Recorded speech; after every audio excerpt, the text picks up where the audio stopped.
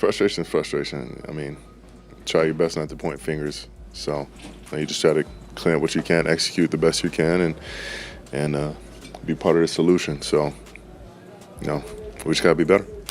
With you guys, losing this game and kind of now being behind the eight ball, I mean, do you stick with Dillon Gabriel after this game, or do you think about making a change? Yeah, we're going to stick with Dillon. Obviously, this is a young players that you're always trying to get one game better and those type of things, but we have to play better as an offense. We have to coach better, all the above. You won't believe what just went down, and Myles Garrett absolutely exploded on Kevin Stefanski after one of the Browns' most humiliating losses of the season, and it was pure chaos. We're talking sideline meltdowns, locker room tension, and words that can't be unsaid. The question now, has Stefanski finally lost the locker room, or did Garret just say out loud what every Browns fan's been screaming for weeks? Either way, this wasn't just a post-game outburst, it was a full-blown implosion. So grab your popcorn, because this Browns drama just made a reality show look calm. Myles, in the second half, they started to be able to move the football a little bit more on the ground. They had that screen pass, obviously, to Grease. Just what were they able to sort of exploit with you guys to make some of those plays happen when they needed them most? I mean, they were sick with the run game. They didn't want to turn it into a drop-back game. And, I mean, they're moving the pocket, doing things to try to take the rush out of it. And I think just their commitment to it, kind of like Detroit did, trying to wear us down. And, they made the plays they needed to. It was a good call screen. I think we need to look at what happened to Karsh doing that, because I don't think it's legal what happened to him. The Cleveland Browns, the franchise that can turn a glimmer of hope into a full-blown Greek tragedy, somehow managed to lose to the New York Jets, a team so familiar with losing that even their highlight reels double as bloopers. What direction? And my question stays the same. At the beginning of the year, end of the year, are we still focused on winning? We're still trying to win with loss in the line. So we can figure that out. I'm all on board. But you did have a conversation about that. I mean, it was that, and they agreed. We still are in agreement on that, and we got to go out there and get a win against the Jets at their place. But this one? Oh, this one was special. The Jets rolled in with just 2 wins, that's it. They were basically the NFL's version of a sympathy card. And somehow, the Browns took one look at that and said, you know what? Let's make their season. And boy, did they ever deliver. In the past 2 seasons, the Cleveland Browns are 5-21. They have won 5 out of their last 26 games. They have brought so much joy to opposing teams. Teams like the New York Jets, who are literally openly trying to tank. They traded their 2 best defensive players this week. They don't want to win. And the Browns still lost. We are the most undisciplined team in the NFL. The least fun team to watch. We're just so hopeless on all fronts. Now, if the Jets had suddenly transformed into the 2007 Patriots, maybe this loss would hurt a little less. But nope, they didn't need to do much at all. They just sat back and thought, relax, the Browns will handle it themselves. And right on cue, Cleveland obliged. Dropped passes, blown coverage, an offensive line collapsing like soggy cardboard, the full Browns experience, delivered right on schedule. The Browns will fire Kevin Stefanski, and this is why. I think their GM and their ownership came in and said that they have to be better than 3-14 this season, and I don't think they can be better than 3-14. We watched this game this weekend against the Jets, who are one of the worst teams in the National Football League. No disrespect to the Jets, but that's just the reality of what it is. And they couldn't even beat the Jets. Like, you look at the Browns, they're at a point where, yes, Dillon Gabriel had a kind of, he had a completion high, game this weekend, but he threw the ball, I think, 45 times. Correction, he threw the ball 32 times, went 17 for 32, passed for 2 touchdowns, but he only had 173 yards. The Browns' offense looked allergic to momentum, their defense was playing hide-and-seek with effort, and their coaching? Let's just say it was less strategy and more improv comedy. But the real fireworks didn't happen on the field, they exploded after the final whistle. That's when Myles Garrett, the Browns' literal superhero trapped inside a franchise that feels more like a group therapy session, finally snapped. Garrett wasn't buying it. He's watched this team crumble week after week while Stefanski pretends it's all part of a 5-year growth process. Myles basically said what every Browns fan has been screaming into their couch cushions for months: you can't keep blaming the rebuild when your house has been under construction since the Cold War. How do you feel about your performance now? Does the loss diminish how you feel about your performance today at all, I guess? I would throw the whole performance away for a win. I'm frustrated. I want to win. I don't care how much time is on the clock. They got their starters in. There's a chance we can win. I want to be a part of that. I don't care how dire the situation looks. And honestly, he's got a point. Imagine being one of the most dominant defensive players in the league, pouring your heart out week after week only to watch your offense collapse faster than a cheap lawn chair. That's not rebuilding. That's emotional damage. But here's where things get spicier. Myles Garrett didn't just throw shade, he blocked out the sun. He basically said what every fan's been thinking, that this team's losing streak isn't about growth, it's about complacency. He's sick of hearing next year will be different, when every next year looks exactly the same, just with a fresh batch of excuses. Meanwhile, Garrett's over here like, look, man, I just want to win football games before I retire, or lose my sanity, whichever comes first. And then there's Dillon Gabriel, the quarterback at the center of this cosmic disaster. Let's talk about him. His performance? Let's just say if you've ever seen a deer on ice, you get the picture. He spent more time horizontal than vertical, and not in a good way. 6 sacks. 6. That's not a stat line, that's a cry for help. You mentioned the defense, G. Let's get to that next. I'll keep it simple. Is there any excuse for this Browns defense, not to dominate this Jets offense, which has struggled mightily this season? No. They should dominate, but the tricky part about this is the Browns defense has the ability to dominate and still lose the game. They can go out here and play very well, get off the field, but it may be 1 or 2 plays that score points. Maybe the Browns offense gives up a short field. They get some points. Maybe there's a turnover that ends up in points. But you had a safety, and we almost had a pick 6 last game. Every time Dillon Gabriel dropped back, it looked like the Jets' defense was storming a Black Friday sale. The pocket collapsed faster than the Browns' playoff hopes, and on the rare occasions Gabriel actually had time, those brief, cosmic moments when the stars aligned, he still managed to miss throws so wildly that NASA probably logged them as unidentified flying objects. One play said it all: Cedric Tillman, wide open, waving his arms like he was hailing a taxi. All Gabriel had to do was put the ball in the same zip code. Instead, he fired it straight toward the cameraman. You know it's bad when even Madden would flash a warning saying, "Are you sure you want to keep playing?" And yet, Kevin Stefanski looked at all that chaos and said, nope, he's our guy. Sticking with Dillon? At this point, Dillon should be stuck to the bench. Stefanski insists he wants to let the young guy develop. Develop what, exactly? A fear of football? The man's been sacked so many times he could apply for honorary tackling dummy status. Every coach has their trust the process phase, but there comes a point where the process stops looking like patience and starts looking like pure denial. Now, you've got Myles Garrett, the heartbeat of the defense, openly questioning his head coach's decisions.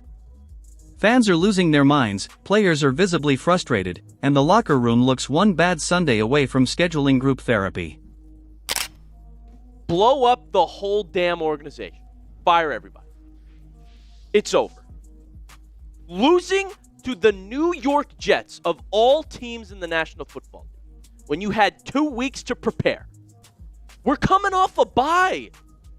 What did you do on the bye week?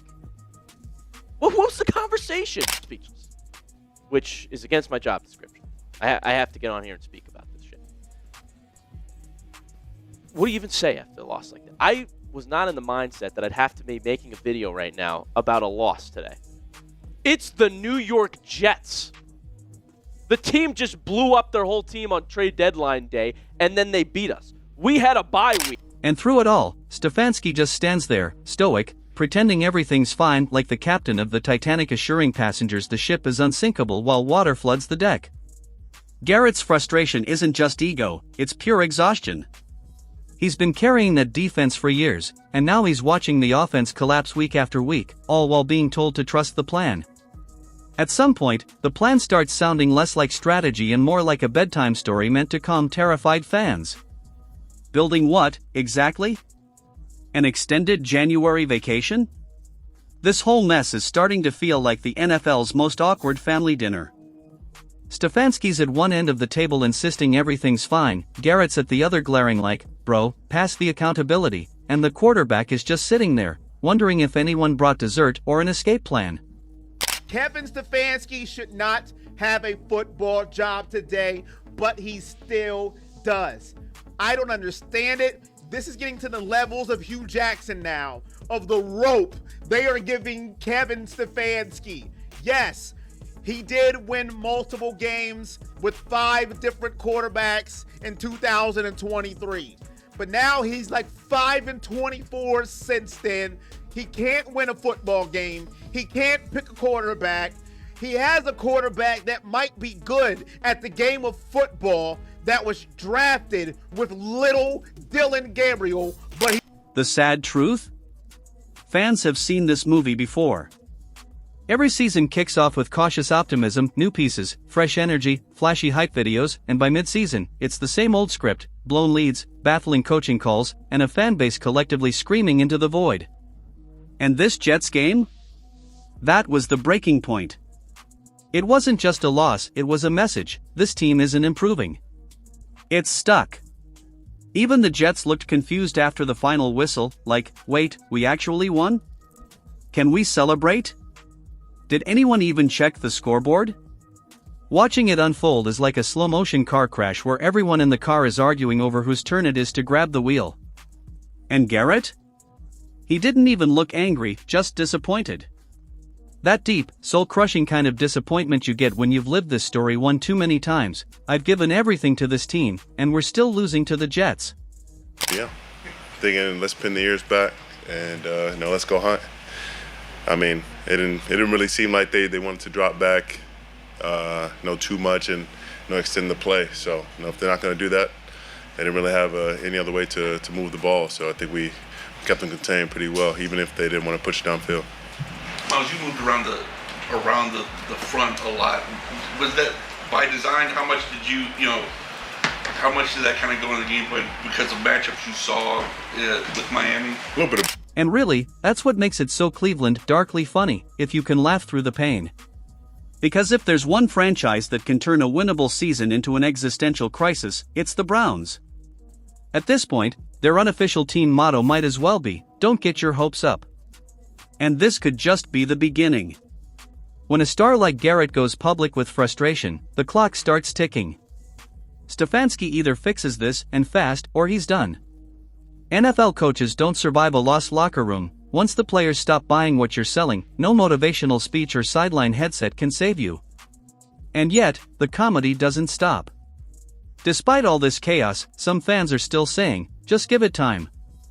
Time? This franchise has had decades. If time solved anything, the Browns would have 8 Super Bowls by now. At this point, it's not about time, it's about leadership, accountability, and realizing the rebuild might just be an excuse to avoid actual progress. Well, we said all week, you cannot lose to a tanking team. But the Browns said, tanking? We laugh in the face of tanking. Ha ha ha ha. The Cleveland Browns somehow, today, managed the most incredible display of absolute suckage. And I've been watching the Browns for like 30 plus years now. And this has got to be the one that takes the cake. Somehow, at the end of the game, even though it was already out of reach, let's just be honest with it, we're only down a touchdown. But the Browns decide on a 3rd down stop, forcing 4th down, they're just going to commit a holding, give the Jets a 1st down, and then with just the slightest sliver of hope left, maybe the Browns could get the ball back and put something together. Guess what? We jump offside. And the funniest part? Stefanski still looks genuinely shocked that anyone is questioning him. Like, come on, you're losing to teams with backup quarterbacks and fan bases that stopped believing before Halloween. Confused isn't the word, concerned is. The truth? Myles Garrett might have done Stefanski a favor by saying what everyone else was too polite to admit. Sometimes you need someone to point out that the ship's on fire before everyone starts roasting marshmallows. Until then, the Browns will keep doing what they do best, finding new, creative ways to disappoint everyone equally. Because in Cleveland, hope isn't a strategy, it's a setup. As long as Stefanski acts like everything's fine, Garret will keep pointing out the smoke. It's not fine. So the real question is, how much longer can the Browns keep pretending this is all part of some master plan? How long before the trust the process crowd realizes the process might just be broken? Garret isn't the villain here, he's the guy standing in the fire, pointing at the flames, while everyone else insists it's just fog. Well, now, that loss was absolutely terrible by the Cleveland Browns. 27-20, getting drubbed by the New York Jets. Embarrassing. Embarrassing. Kevin Stefanski should be embarrassed. The players should be embarrassed. All the coaches should be embarrassed. Get rid of them all. Clean house. I've had it. I'm done. This team is not tough. They're undisciplined. They're not smart. This is rock bottom. This is rock bottom. So this is. And honestly, that's what makes this whole saga hilariously tragic. Deep down, every Browns fan knows it's true, they're just too exhausted to say it out loud anymore. This isn't over. Not by a long shot. The Browns still have time to either fix everything, or double down on the chaos. And let's be real, chaos might be the only thing the Browns have perfected. It's their brand now, the Chaos franchise. While some teams build dynasties, the Browns build memes. Sure, maybe for Gabriel. But what's the rest of the team learning? Patience? Coping mechanisms? How to draft better next year? Because if learning means losing to the Jets, the Browns are practically scholars. And while Stefanski preaches development, the locker room feels like a reality show on the verge of a reunion episode titled, Who Threw Whom Under the Bus? Like, they're not even trying to hide it. They traded Sauce Gardner. They traded Quinnen Williams. And we were only a 2.5-point favorite against them, which I thought was a shocking thing. I thought we should have been a way bigger favorite over them. I guess I'm the stupid one because we come out here and lose to the Jets. Like, come on. Listen, there was a lot of things that annoyed me about this game. Special teams, horrendous. Bubba Ventrone needs to go. But it doesn't get any worse than how do we get to the end of the game and we really fall for that bait to jump off sides? The funniest part? The fans can feel it too.